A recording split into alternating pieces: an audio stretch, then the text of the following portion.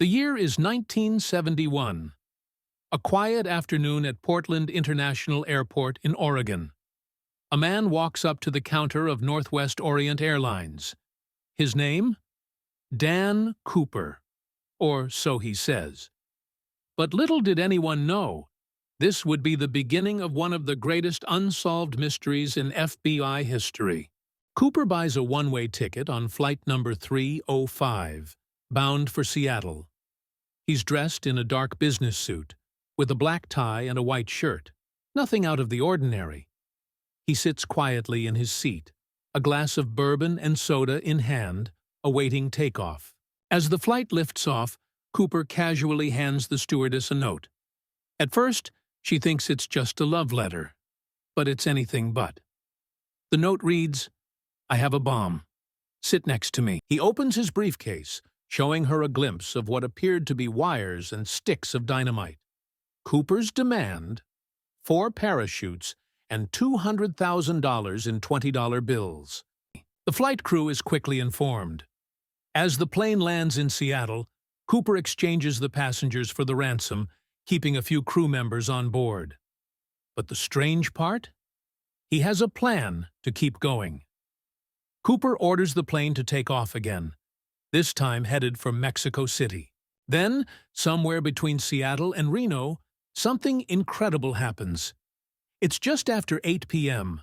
The plane is cruising at 10,000 feet when Cooper opens the rear stairway, jumps into the dark night, parachute and ransom money in hand, and disappears. The FBI launches an investigation, dubbed Norjack, desperately trying to find clues to his identity. But no trace of Cooper is found. Not a single solid lead. In 1980, a breakthrough.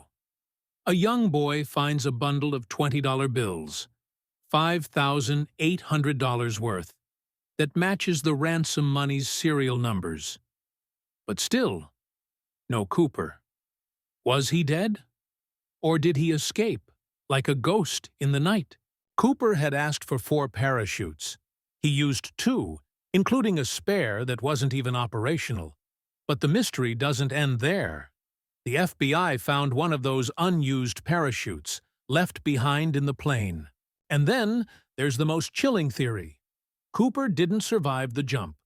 The parachute was a basic one, unsuitable for steering. He jumped into a dense, wooded area at night. Barely any chance of surviving without expert training. So, who was D.B. Cooper? The press later dubbed him D.B., a name that may not even have been his. Despite hundreds of suspects and years of investigation, the truth remains elusive. The daring hijacking, the escape into the night, and the disappearance of D.B. Cooper have captivated the world for over 50 years. Did he survive? Was he a master criminal?